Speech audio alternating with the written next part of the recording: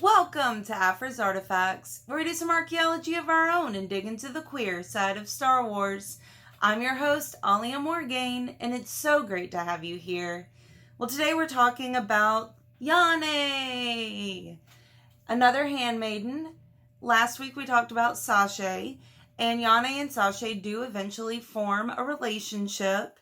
So two handmaidens are a couple, and I will talk about their relationship and how all of that evolved.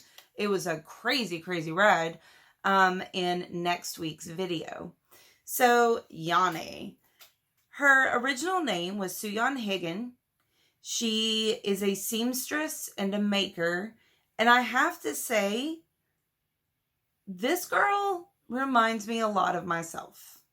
Like, a lot. And I love it.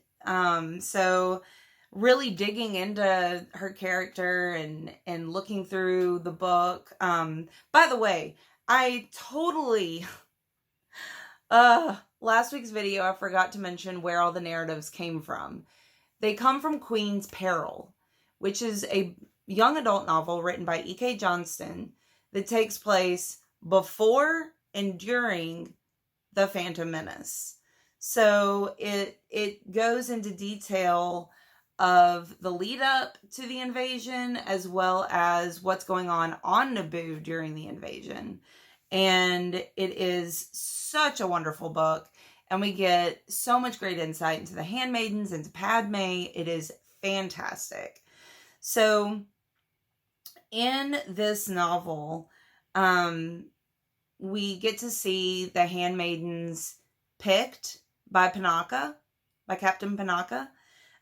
We get to see them picked, and they're all picked for different reasons.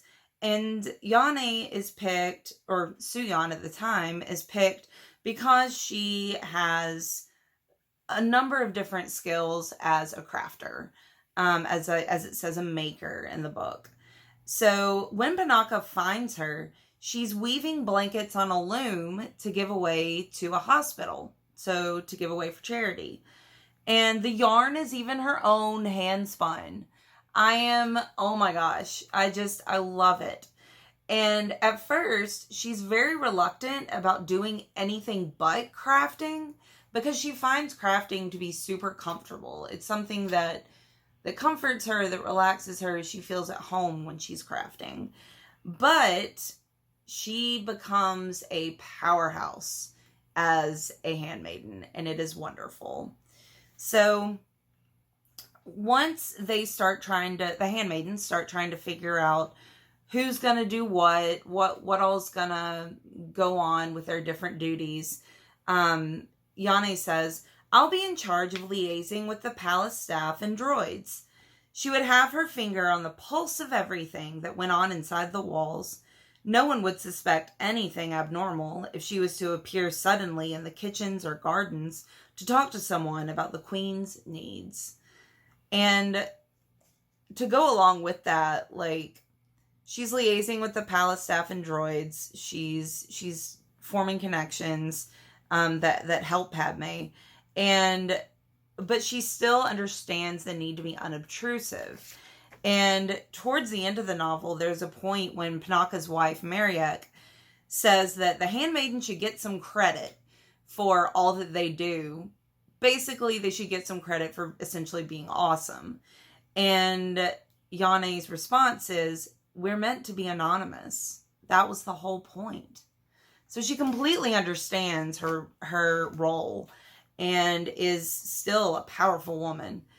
And so some of her other duties include doing Padme's makeup and hair. She even mixes up a special blend for Padme's makeup. And so yeah, she works with her headdress. She works on creating different outfits. She does her makeup and hair. She's very creative. And one of the things she does is, it says, to combat sweat stains, Yané had designed an underrobe of orange Carlini silk. So she even has like a scientific mind for, there's a problem, I need to solve it, and I'm going to use my creative thinking to solve the problem. And I love that. It definitely resonates with me. So, if you'll remember, there was a concert that Sabe, Irte, and Padme went to. Well, Yané went to it as well. The Neurotransmitter Affection concert. Remember from last week's video that Saché stayed home during the concert. And the narrative says the VIP dance area was entirely more than Yané had bargained for, and she was quite happy to stand at the edge of the dance floor and watch the stage.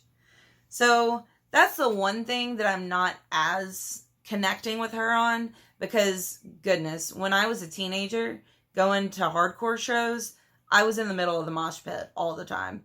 So that's a little different for me, because I like being in the middle of the thick of the crowd at a concert. But she liked standing on the edge and just kind of observing from the outside. Speaking of which, she is also very astute and very observant. Once she's in the prisoner camp, Camp 4, after the droid army has invaded Naboo, she runs logistics on the prisoner camp and tells Mariek, "We should be all right for a few days. Much longer and food will be a major issue. I haven't located a water source yet, but there used to be 4 fountains in this market, so there must be something somewhere."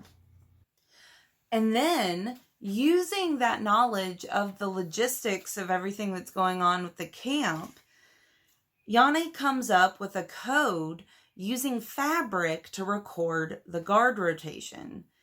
And to weave together this fabric to create this code, she makes a loom out of the metal cot frame under the mattress on the cot, where she is sleeping at the camp. And she is working intensely on this fabric code, to the point that the narrative says, Yané spent the afternoon shredding silk.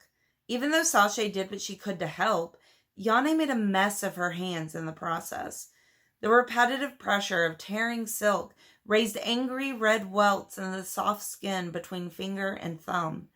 She washed them as clean as she could and left them open to the air, because the only scraps she had to wrap them with were already spoken for. So she's working hard. She's using her creative thinking and the observation skills to create this code for all of the Naboo in the prison camp, to be able to get a handle on what all's going on. So a little explanation of how she's doing it and what she's including in the code. It says, Yané explained how she had woven the information into her work. Since both Mariek and Tanra had learned the old comm code as children, they saw the pattern immediately. The finished work outlined not only the guard rotation, but also the location of each place where a fountain had been, any entrances to the sewer system, and every power generator that they'd been able to locate. So lots of information in woven fabric strips. Like, what? She is such a phenomenal character. Some of the things that make me really connect with Yané is that I'm a crafter. Obviously. I post my crocheting quite a bit on Instagram. I have an entire wall of yarn behind me. So I get the crafting bringing you comfort thing for sure. And then I consider myself a pretty decent critical and creative thinker. And I consider myself to be fairly observant as well. So a lot of the traits that Yané has, I find in myself. And it's so cool to find this character, this handmaiden, who is queer, who I can connect with. I love it. So tune in next week for a video on Saché and Yané's relationship. Starts out super rough, but it gets pretty good in the end. They have some stumbling blocks, but they figure it out, and it is just, it's perfect. I love it. And comment down below what you think about Yané. I'd love to hear your thoughts. So remember to like the video, subscribe to the channel, follow me on Twitter at Alia Morgaine, and peruse my blog at thestarsreview.blogspot.com. May the Force be with you.